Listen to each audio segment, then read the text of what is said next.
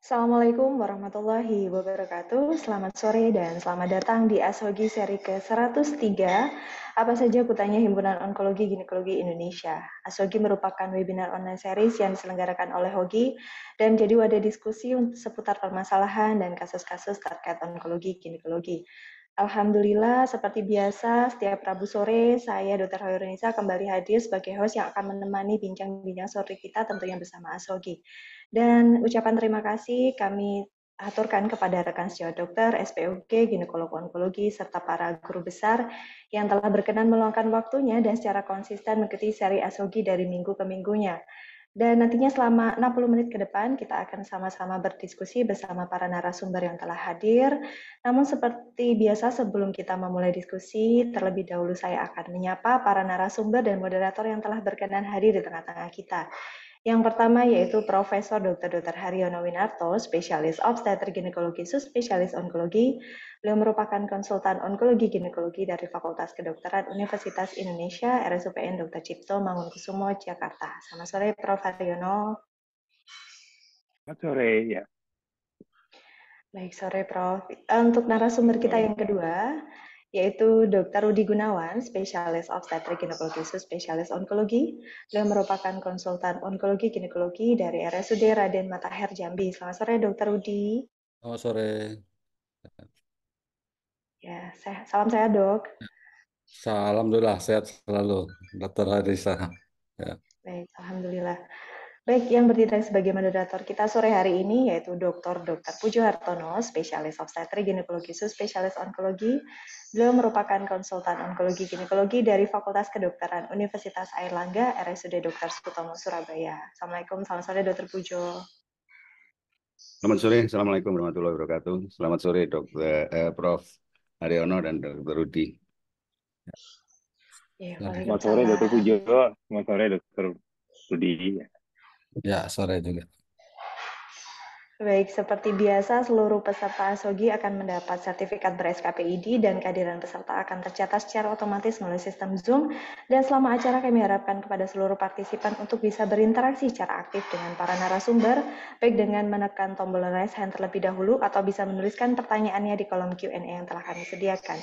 Dan mengakhiri bulan Desember di tahun 2023 ini kita akan membahas bagaimana kemoterapi dalam kehamilan. Beberapa kasus mungkin kita dapatkan pasien kanker ternyata kondisinya hamil dan membutuhkan terapi kemo. Nah, di sore ini kita akan simak langsung bagaimana pembahasan langsung dari para pakarnya. Namun sebelum kita beralih pada pemaparan dan diskusi, saya akan mengundang Ketua Hogi untuk memberikan sambutan sekaligus membuka acara Ashogi pada sore hari ini. Kepada Dr. Brahmana Askandar, spesialis obstetrik ginekologi subspesialis onkologi, kami persilahkan. Assalamualaikum warahmatullahi wabarakatuh. Selamat sore. Yang saya hormati, di sini ada guru saya, Dr. Pujo Hartono, kemudian sahabat-sahabat saya, Prof. Haryono, Dr. Rudi Gunawan, kemudian saya menyambut juga yang terhormat para peserta Ashogi yang setia mengikuti acara Ashogi tiap minggu jam 15.30 hari Rabu.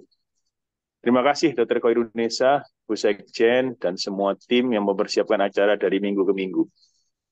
Di layar ini dari seluruh Indonesia, Dr. Pujo di Surabaya Timur, saya di Surabaya Utara, Dr. Rudi Gunawan di Jambi, Prof. Haryono di Jakarta, Dr. Hoirunisa di Surabaya Tengah, kelihatannya ya, Dr. Taufan di Jakarta, jadi semua kumpul jadi satu di sini.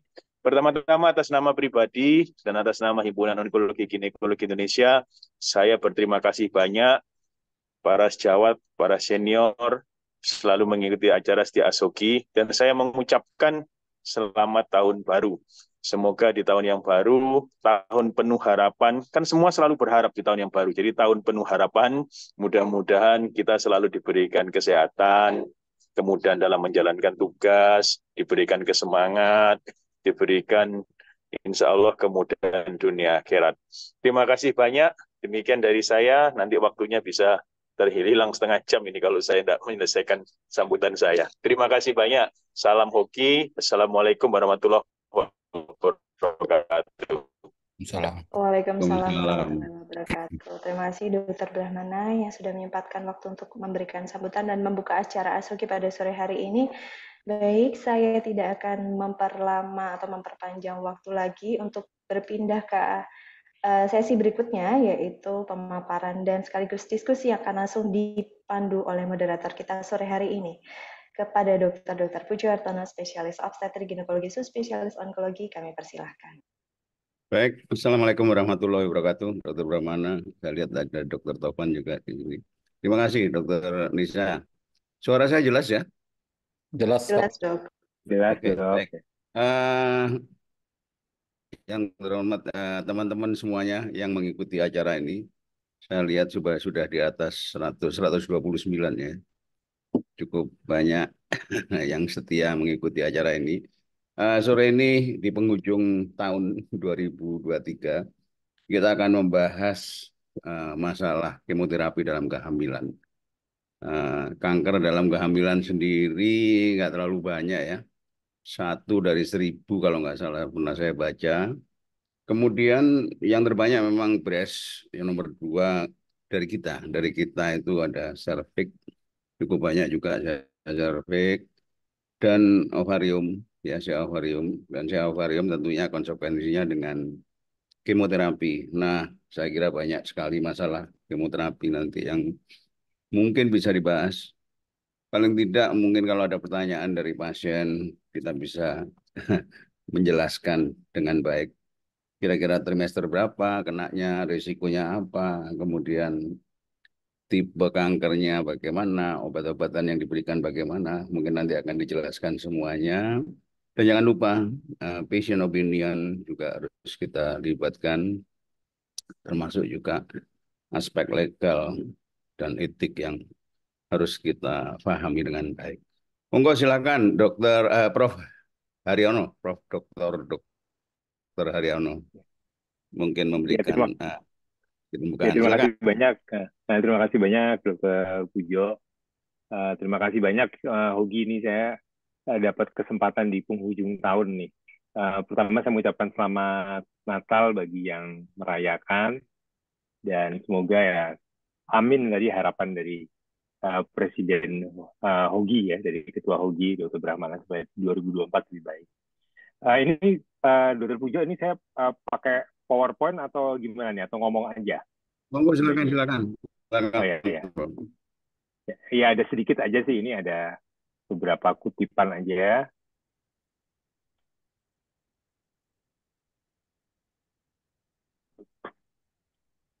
Tadi sebenarnya sudah diutarakan juga oleh Dr. Pujo, memang sebenarnya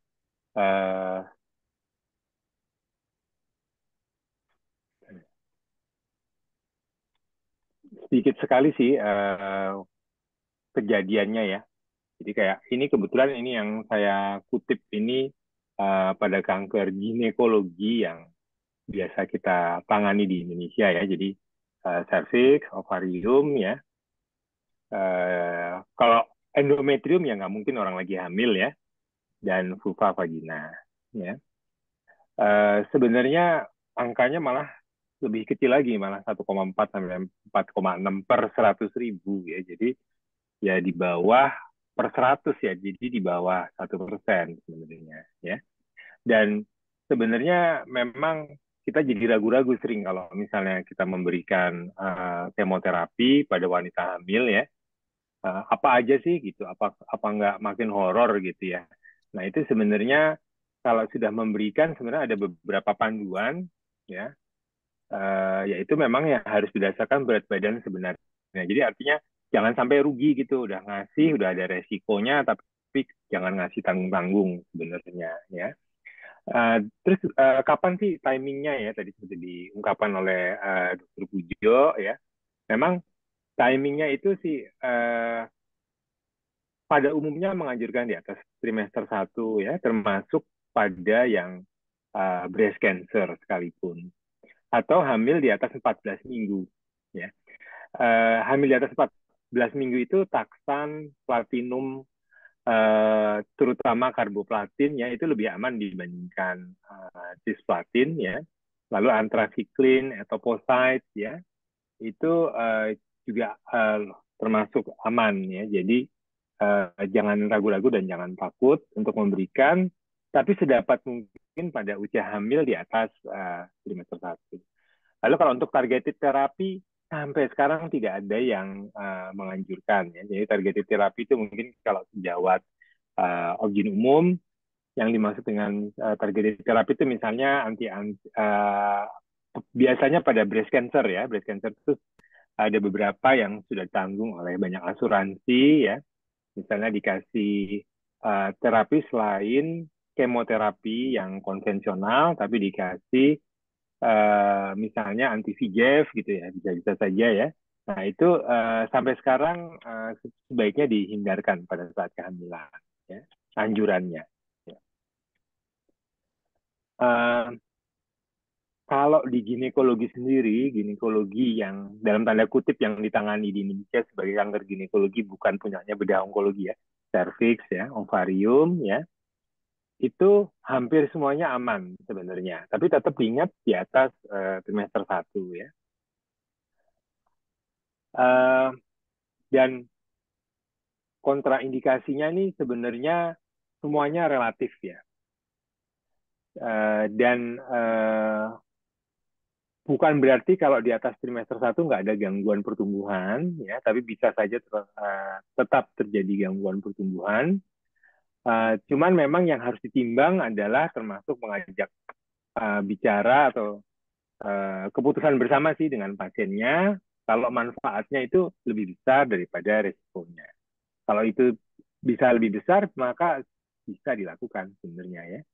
Ini ada beberapa panduan yang nggak boleh, ya, yang belakangnya ada bisin-bisin ini ya, dokto, epiru, daunorubisin, idarubisin, ya, siklofosfamid ya, 5-FU ini juga, MTX ya, itu sebaiknya tidak diberikan pada wanita hamil ya, citarabin, vinblastine, vincristine, ini untuk sepanjang usia kehamilan, kecuali benar-benar udah nggak ada lagi ya, tentunya ini juga keputusan yang harus bersama-sama mungkin dengan komite mediknya ya, ada aspek legalnya juga.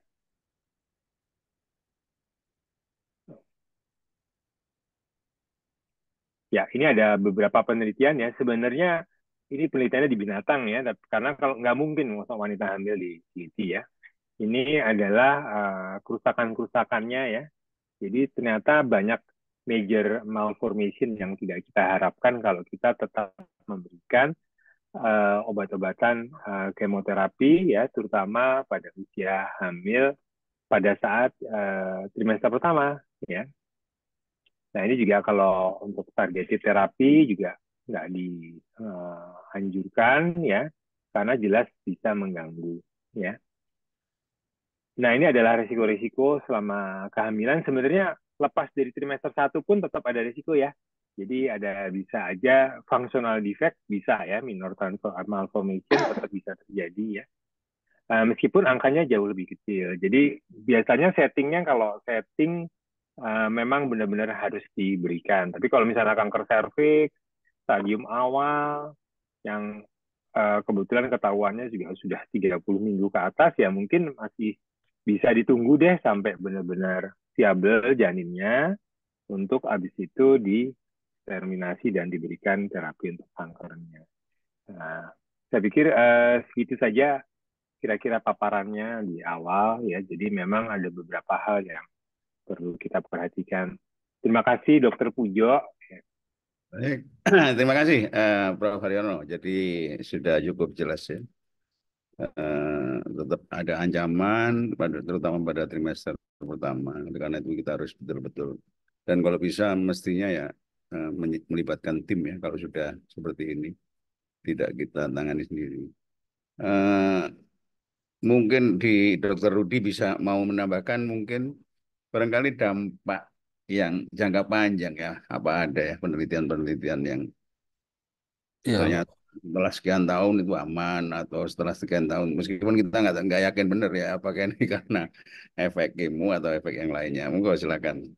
ya. Terima kasih Dokter Pujo. Ya, apa yang saya rasa udah cukup apa yang saya cari di materi jurnal apa ya, apa yang disampaikan Dokter Prof. Haryono sudah hampir mencakup seluruh ya. Karena memang kasus kehamilan dalam apa kemoterapi dalam kehamilan ini ya sangat, sangat jarang sekali. Ya, tempat saya sedikit aja izin share screen.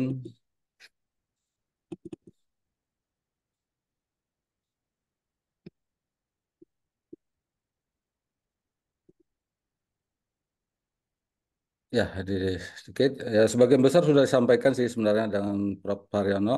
Cuman yang mungkin basicnya nih ya, kita harus sama-sama ya, bahwa yang perlu kita perhatikan adalah selama fisiologis pada ibu hamil aja itu ada perubahan-perubahan ya, baik sirkulasi yang lainnya, termasuk karakteristik sifat kimia obat yang penting yang mempengaruhi dari sirkulasi uteroplasentalnya.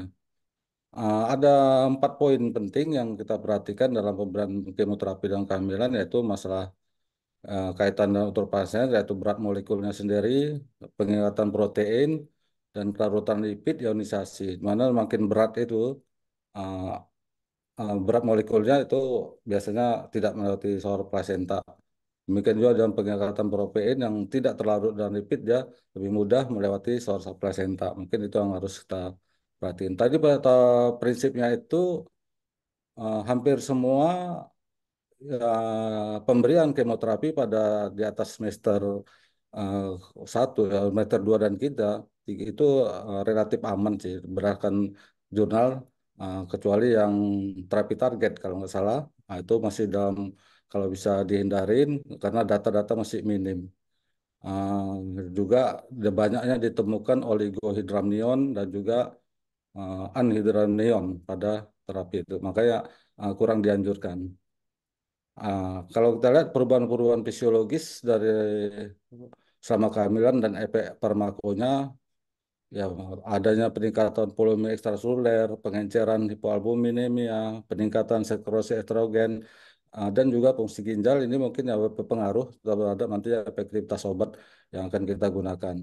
Kemudian efek farmakokinetiknya sendiri yaitu volume distribusinya, ya mungkin nih, jadi basic di farmakologi ini sebenarnya ya, termasuk peningkatan eliminasi. Nantinya ya dampaknya nanti ada penurunan simak, ya, dosis maksimalnya kan, peningkatan dan volumenya sendiri. Nah ini ada sedikit yang saya iniin. Jadi yang berkaitan ya, yang makanya kita hindarin pada awal-awal pada trimester pertama, ini ada proses di mana undifferentiated multicellular organisme ya. Nah, jadi di sini yang paling sering terjadi adalah keguguran atau spontan, atau kalau dia itu bisa kelainan kongenital ya, kongenital. Sedangkan di semester ketiga ya, kedua atau ketiga ya proses tiga organisasi sudah lewat ya. Jadi tapi ini kemungkinan yang ini Dokter Pujo yang saya jangka panjangnya ini masih ada, yaitu intrauterine retardasi mental, prematur, terus ini apa yang saya lihat paling sering lagi ada gangguan ini, tapi lagi diteliti psikologi gitu. Tapi belum ada kesimpulan sih sebenarnya karena data masih minim untuk jangka panjangnya. Ya, ada beberapa yang saya baca begitu, masih minim sekali data. Tapi yang lagi diperbanyak dan diteliti, mungkin akan penelitian multisenter nantinya. Nah, kemoterapi sendiri bisa menyebabkan gonadotoksik ya, bervariasi ya. Antara lain yang resiko tinggi tadi, ya ini mungkin ya termasuk juga sih yang kriteria yang disampaikan oleh Prof. Haryono, yang resiko tinggi antara siklosporamid yang sering kita pakai ya, cisplatin carboplatin masih intermediate ya, masih relatif aman. Kemudian blomisin yang masih relatif aman. Nah, penggunaan kalau di sini, tapi ini dari 2009 data ya, 2010 itu taksan dan oxalipatin, nah, itu masih sangat minim. Katanya sih kalau bisa dihindarin kalau ada regimen yang lain yang lebih baik. Ya. Nah, ini sudah ada sampaikan, ya mungkin timing waktunya ya. Kalau kita kemarin sebenarnya ini sudah disampaikan oleh kemarin Dokter Brahmana ya. Saya hanya menekankan di sini aja, kapan sih kemonya kan di sini. Ya. Bila kalau kanker ovarium ya, kalau di sini juga kan di atas 22 minggu. Nah, kalau dianggap untuk staging ya kemoterapi dan setelah kemoterapi baru lakukan staging after delivery. Ya mungkin kalau di sini data dari 22 minggu ya kalau nah, demikian juga ini ya. Ini sudah disampaikan sebenarnya kemarin. Mungkin itu aja lah dokter. Mungkin diskusi kita lebih lebih Baik, baik. ya, Ya, ya. Terima kasih, Dokter Dawan. Sudah ada beberapa pertanyaan, saya kira eh, pertanyaan yang menarik ini dari Dokter Susana kalau nggak salah. Kemudian juga ada dari yang an- tanpa nama, mirip pertanyaannya. Kenapa harus di stop kemoterapi 3 minggu atau beberapa saat sebelum persalinan? Monggo, silakan Dokter ya. Prof. Haryono, silakan. Ya, terima kasih Dokter Pujo. Terima kasih Dokter Susan ya. Jadi ini pertanyaannya bagus ya. Jadi memang sebenarnya sih persalinan pada kalau orang kena kanker kalau bisa kan memang direncanakan ya, jadi elektif ya. Eh, di waktu diberikan waktu 3 minggu itu maksudnya supaya tidak terjadi di mana kalau pada kemoterapi sering terjadi mielosupresi ya, jadi mielosupresi. Jadi misalnya leukositnya turun ya, dan meskipun jarang bisa terjadi juga penurunan trombosit ya. Jadi selain Hb sama leukosit bisa saja sampai terjadi pansitopeni yang kadang-kadang kita nggak bisa menduga meskipun yang diberikan adalah golongan yang biasa nih, taksan sama karboplatin ya, yang dianggap biasa diberikan pada ovarium misalnya. Nah, itu jadi 3 minggu itu dianggap waktu yang cukup untuk pemulihan, termasuk bila perlu pun bisa diberikan obat-obatan untuk meningkatkan, misalnya terjadi penurunan leukosit atau misalnya Hb-nya sekarang turun. Nah, itu bisa kita berikan, apakah mau diberikan transfusi ya. Gitu. Jadi untuk persiapan gitu. Saya pikir itu sih Dokter Pujo kira-kira jawabannya. Ya, ya, ya, kita tahu ya, apalagi kalau kemo yang awal-awal pasca kemo pasti terjadi banyak sekali perubahannya kondisi tubuhnya dan apakah itu persalinan mau normal atau mau operasi tentunya membutuhkan effort yang lebih ya. Orang normal aja nggak sakit sudah setengah mati apalagi ini kanker dan setelah kemo lagi. Kira-kira seperti itu. Baik, mungkin ada pertanyaan yang berikutnya.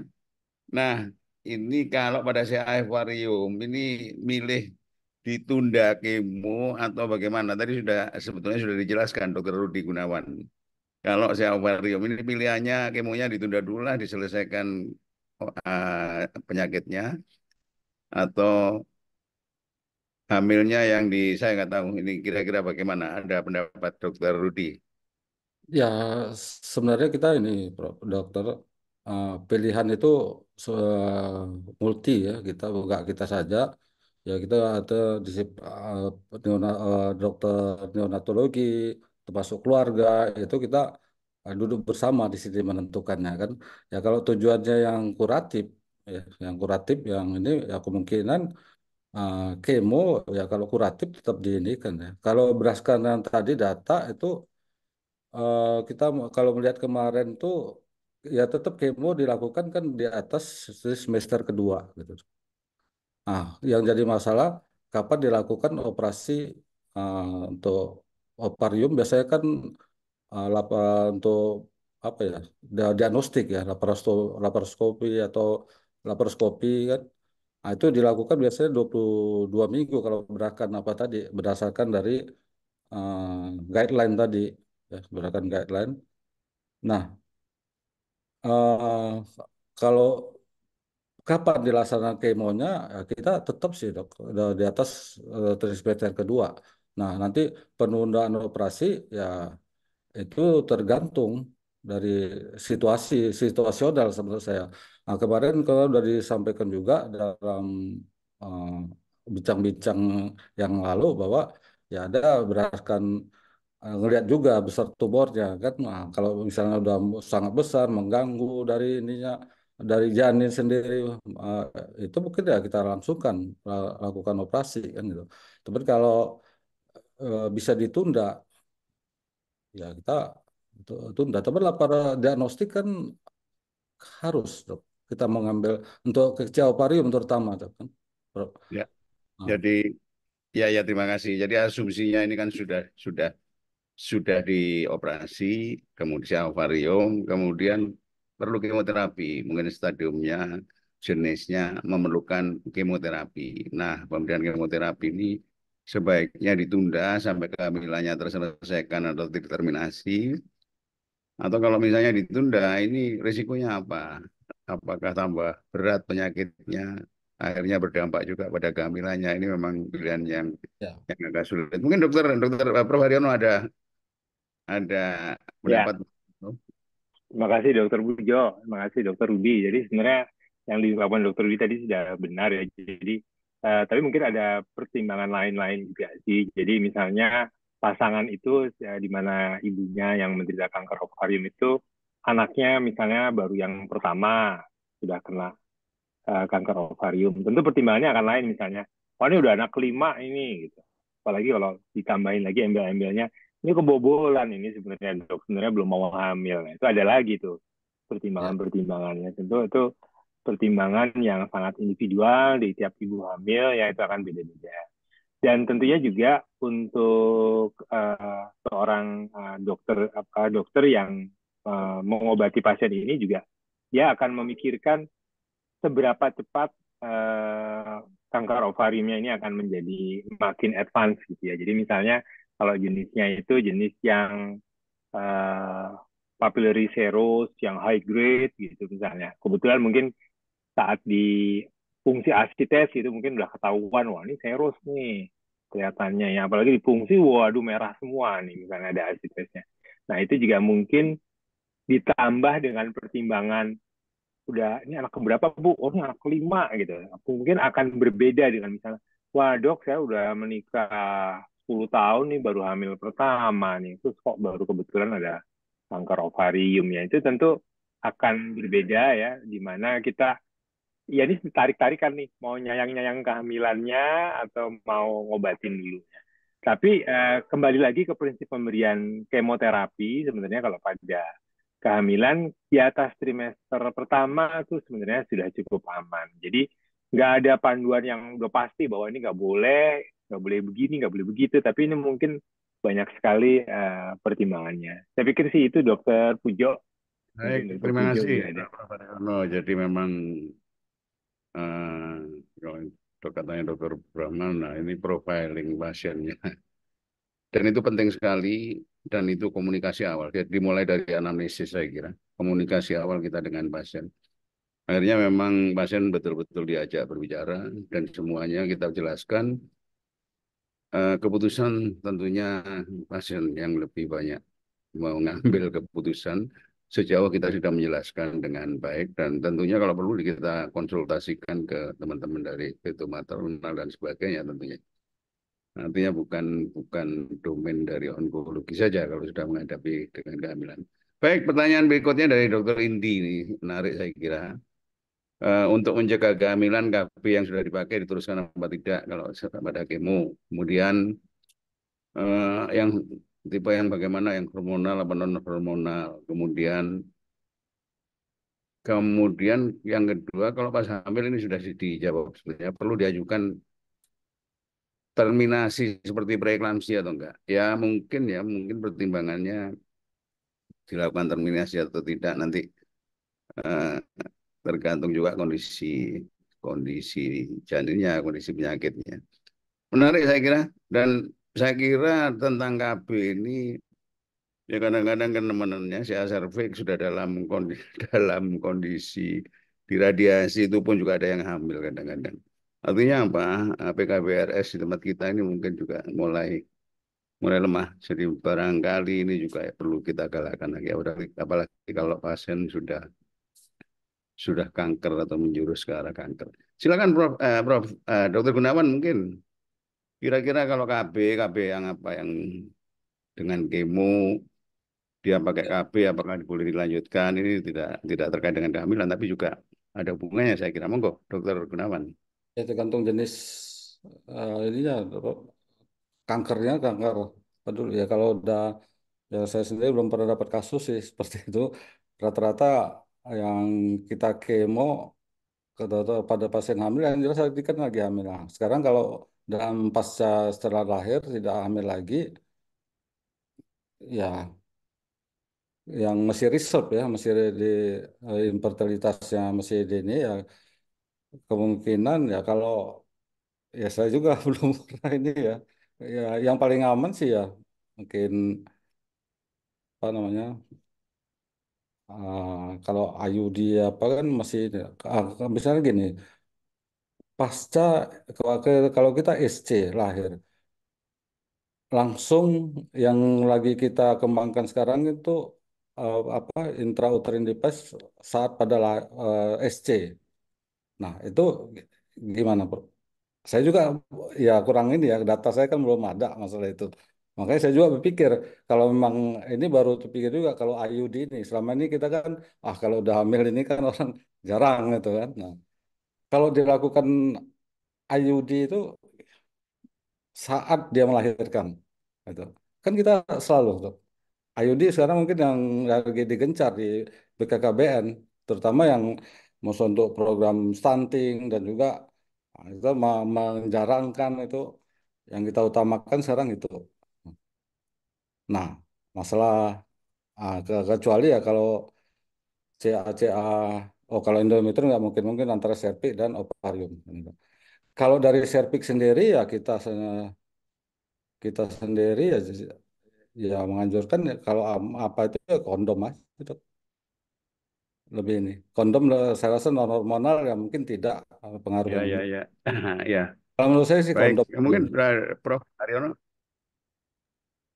Ya, Ya, terima Prof. kasih Dr. Pujo. Jadi memang kalau Menambahkan mungkin. KB ya, KB hormonal pada cancer ya. Saya pikir memang sih, saya sependapat dengan Dr. Rudi, tergantung jenis kankernya. Mungkin supaya lebih mudah kali ya kalau untuk seorang obgyn memberikan KB pada pasien kanker, yang perlu dipikirkan adalah apakah kankernya ini adalah jenis kanker yang terpengaruh oleh KB hormonalnya. Jadi kalau misalnya pasien dengan breast cancer, orang bedah onkologinya pun sudah memberikan misalnya anti estrogen. Ya itu berarti kita jangan memberikan memberikan KB yang mengandung estrogen. Jadi sebenarnya yang perlu kita pikirkan adalah kira-kira nih KB-nya akan menstimulasi pertumbuhan kembali atau tidak.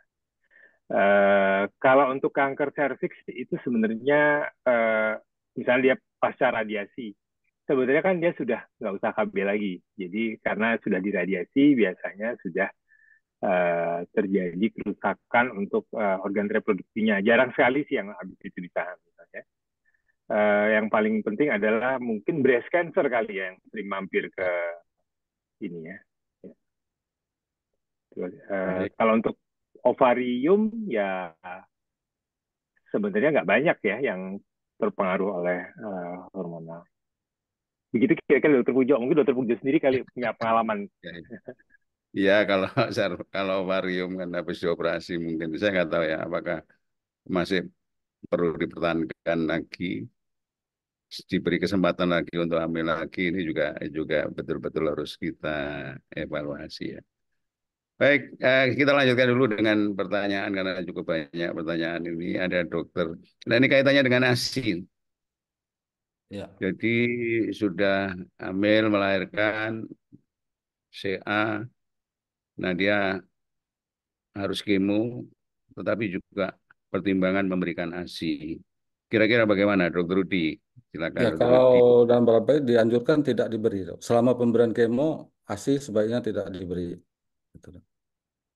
Jadi dampak kemonya, kemonya berdampak kepada ASI atau bagaimana? Kalau pada saat Karena ya, dia kalau masih pada pasien ibu yang di kemo itu regimen dari itunya masih ada ditemukan di bayi gitu. Kalau berdasarkan dari Tapi penelitian itu masih sangat sedikit, dokter. Makanya perlu penelitian yang lebih banyak lagi untuk ini. Tapi karena belum cukup data untuk menyimpulkan, maka sebenarnya itu aja tidak dianjurkan karena data belum cukup untuk menyatakan aman, dokter. Makanya daripada ragu, bagus tidak gitu. Dari beberapa jurnal yang saya baca begitu, dok. Oke, jadi kalau pada saat hamil itu kan jelas yang kita khawatirkan kan transplasentalnya. Nah, kalau sudah sedang memberikan ASI, ini kira-kira kadar kemo yang masuk lewat ASI bagaimana ini yang masih masih question Ya, mark. minim sekali. Ya, ya. Eh, ini tadi ada pertanyaan juga, saya kira sudah dijelaskan. Kita sendiri juga belum punya data. Atau Prof. eh, Haryono punya pertanyaan Dr. Bernard Situmorang, dampak jangka panjang dari efek kemo terhadap janin ya selama kehamilan. Kira-kira ada Ya, data mungkin Prof. Haryono. ya, terima kasih banyak. Ini pertanyaannya bagus banget, tapi juga susah jawabnya sih sebenarnya. Jadi kalau eh, kemoterapi tadi sudah diungkapkan sih oleh Dokter Pujo ya. Jadi memang pada saat kehamilan takutnya lewat tawar plasenta. Pada saat menyusui eh, ada beberapa sebenarnya case report dia ternyata masuk di breast milk. Jadi di air susu ibu masuk. Kalau pada saat kehamilan dan dia terjadi pada trimester 2 dan akhirnya terjadi gangguan pertumbuhan, tentunya setiap gangguan pertumbuhan ini uh, secara umum sih kalau kita lihat atau kita dengar dari teman kita di fetal maternal, setiap gangguan pertumbuhan itu apapun gangguannya pasti akan ada efek jangka panjang ya, entah itu dirasakan mengganggu atau tidak ya kan fungsi vitalnya ya. Terus berikutnya kalau diberikan pada saat kemoterapinya pada saat menyusui, mungkin efek kemoterapi yang terjadi pada bayi ya, efek kemoterapinya itu yang diteruskan di breast milk dan dihisap oleh bayinya itu bisa misalnya membuat sistem imun bayi tersebut menjadi lebih rendah ya, antara lain itu karena setiap kemoterapi itu pasti akan menekan ya, terutama yang bisa dilihat secara klinik dari lab itu kan adalah uh, profil darah ya. Jadi HB itu bisa turun, leukosit juga bisa turun ya. Kalau mengenai yang breast milk ini pernah ada laporan kasusnya sih ya sebenarnya. Jadi juga ya, sampai sekarang masih kontraindikasi. Jadi kalau memang menyusui ya mungkin dan harus tetap di kemoterapi ya tidak dianjurkan menyusui. Jadi kalau pilih kemoterapi tidak menyusui. Kalau menyusui tidak di kemoterapi dulu gitu. Kira-kira begitu sih Dokter Pujo. Baik, baik, terima kasih. Saya pernah membaca ya, jadi ada penelitian pada manusia ini, kalau nggak salah dilakukan MRI, semua orang yang dikemo dan hamil. Memang ada terjadi perubahan di gray zone, tetapi tidak ada perubahan organisasi. Katanya seperti itu. Artinya anatomi sedikit berubah, tetapi organisasinya tidak berubah. Tetapi sesaat jangka panjang bagaimana tentunya perlu perlu penelitian lebih lanjut. Dan barangkali kasusnya yang banyak hamil hamil kanker tiba-tiba hamil barangkali di Indonesia ya. Kalau di tempat lain tertata rapi barangkali. Baik, ini ada pertanyaan lagi. Beberapa sudah terjawab sih sebetulnya. Ini dari Dokter Ganot. Jika hamil trimester pertama dengan tumor pada ovarium 8 cm, apakah perlu dilakukan laparotomi sebelum trimester kedua? Kira-kira ada lab atau tumor marker yang dapat dicek pada kehamilan? Terima kasih, Prof. Silakan Dokter Gunawan tadi sudah menyinggung sedikit tentang Ya.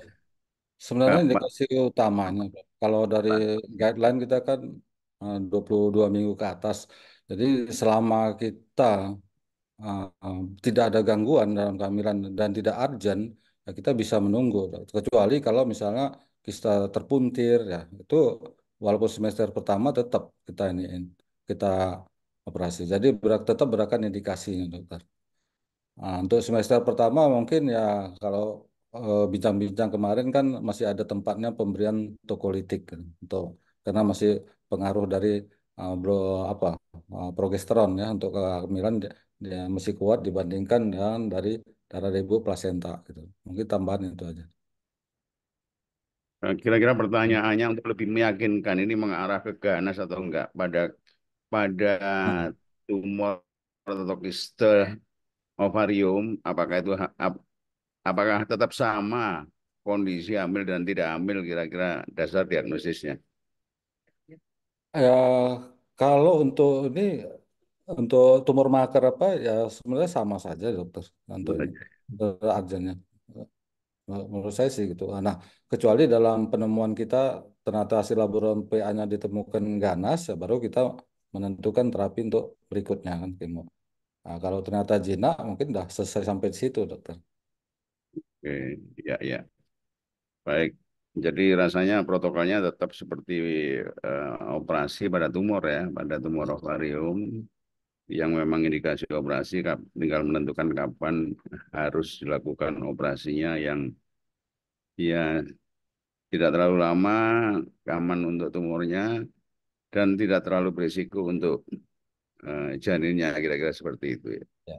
Baik, ini ada dari Dr. Dharma Yosua Sardol Simarmata. Nah, pemberian kemoterapi pada trimester akhir itu apakah saya kira tahu ya dampaknya eh, mengganggu semua fungsi darah ya. Nah, ini apakah berisiko juga pada persalinan, apakah itu normal ataupun operasi termasuk risiko infeksi. Prof. Haryono mungkin punya pandangan. Ya, terima kasih Dokter Pujo. Ya, jadi eh, ini pertanyaannya bagus juga ya. Jadi memang kemoterapi itu pada dasarnya dia akan menarget terutama untuk sel-sel yang sedang aktif secara metabolisme ya.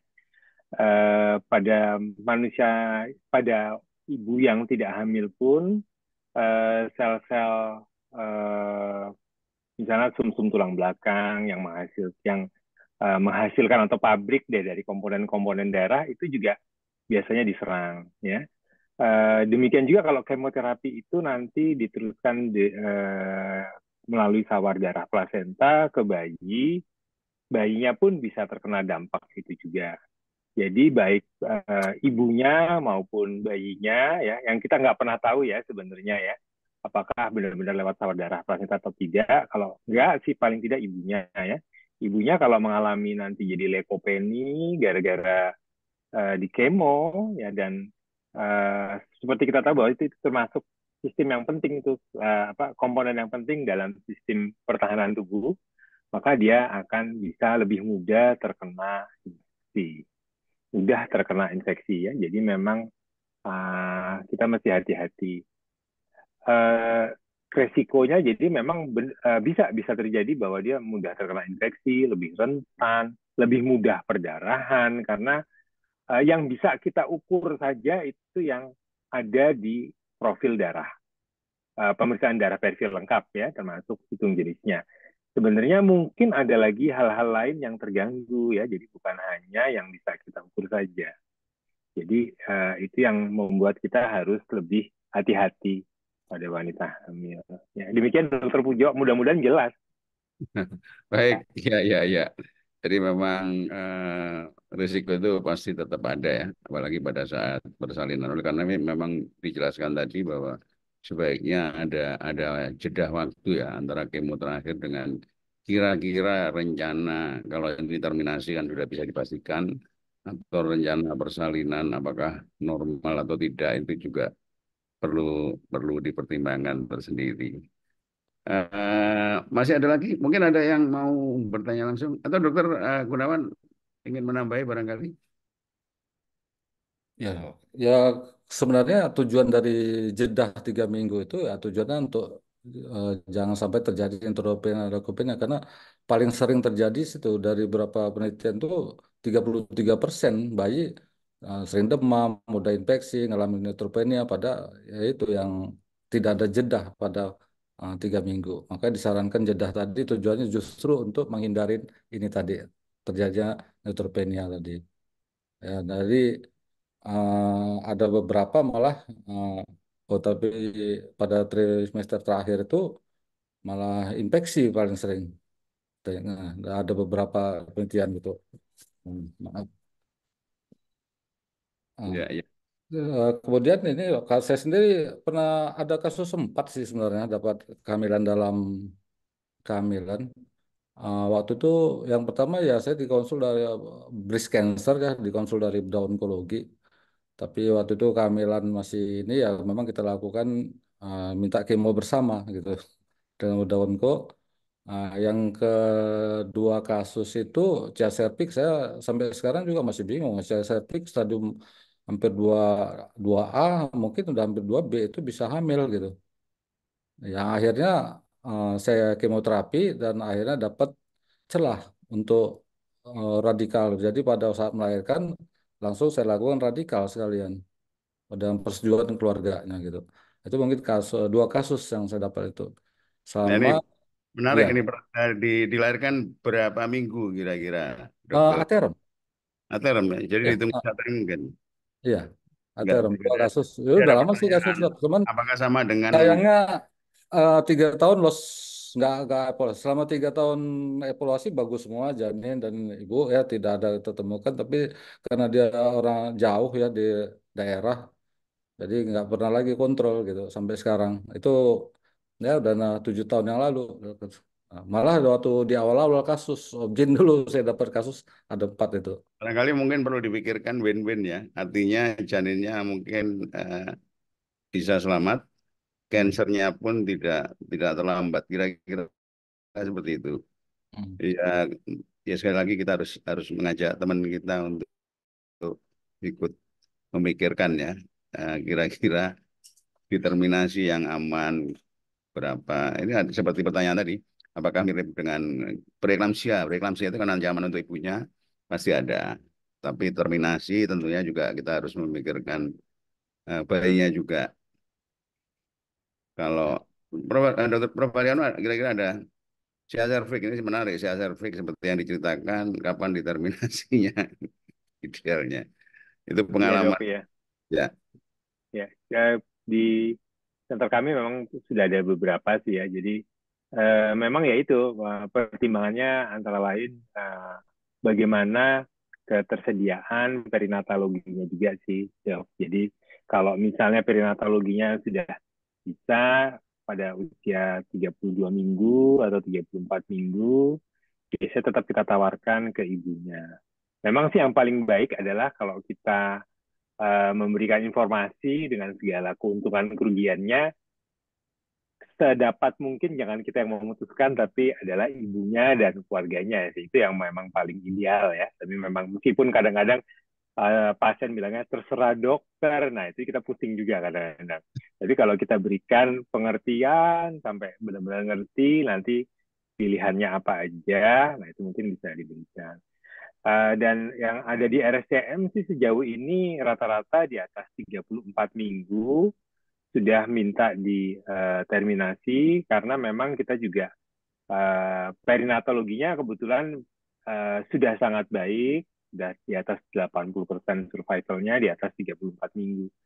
Ya meskipun waktu itu pernah ada juga yang 32 minggu ya. Dan mengenai apakah perkembangannya akan jadi cepat banget, jadi upstaging yang tadinya bisa dioperasi, jadi nggak bisa dioperasi. Eh, Pernah ada publikasinya orang katanya 3 sampai 6 minggu ya perkembangannya ya untuk upstagingnya. Entah apakah karena ada pengaruh hormonal atau enggak ya. Jadi memang mungkin ya tapi itu nggak tahu ya itu mungkin bisa beda-beda gitu kali ya dokter Pujo ya. Mungkin dokter Pujo dan dokter Rudi mungkin punya pendapat lain atau punya pengalaman.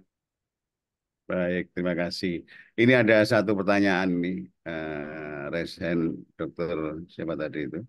Monggo silakan, mungkin Dokter Nisa. Oke, Dr. Ratri Fauzia, silahkan. Boleh di-unmute mikrofonnya. Dokter Ati Fausia, silakan Dokter Ati. Dr. Fauzia, ingin bertanya langsung? Kelihatannya belum tersambung ini, Dok. Baik. Saya pernah dapat kasus juga, dokter, kebetulan rujukan dari sejawat di daerah. Itu awalnya kista, pengangkatan kista, ternyata hasilnya cancer, keganasan. Ya waktu itu usia kehamilan 25 minggu, ya memang dia itu dioperasi, mungkin kista terpuntir diagnosa awalnya itu. Ternyata hasilnya keganasan. Ya waktu itu ya saya lakukan kemoterapi aja dan kemoterapi sampai dia uh, melahirkan uh, selama 4 tahun sih konsul evaluasi dan negatif sih dari itu. Cuman ya kita kalau di daerah kan hanya bisa dari USG sama C125 berdasarkan itu aja untuk evaluasinya. Untuk mau MRI, PET scan itu kita nggak ada. Jadi berdasarkan itu aja kita amannya gitu selama 5 tahun gitu tuh. Misalnya kalau si ovarium sudah dioperasi, kemudian dia hamil, pilihannya apa waktu itu, Mas? Diseksio atau dicoba spontan? Seksu. Kebetulan Seksio dia ya. anak kedua, yang pertama bekas seksu, bekas seksu. Jadi yang kedua seksu. Ya, di obstetrinya ya. Ya, Dok. Baik, belum ada pertanyaan lagi. Saya lihat di sini ada Ibu Sekretaris kita, Dokter Taufan, biasanya memberikan komentar. Silakan Dokter Taufan, barangkali monitor.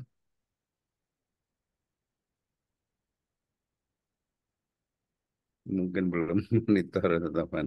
Baik, waktu kita tinggal 5 menit. Ya memang serba repot ya.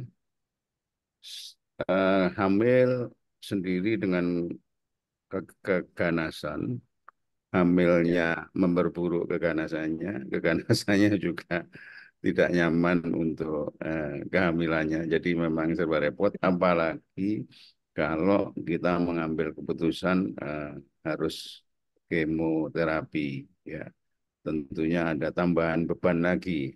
Saya dengar Dokter Prof. Haryono, Ya, golongan platinum ini eh, relatif cukup cukup berat memang untuk dampak ke janinnya.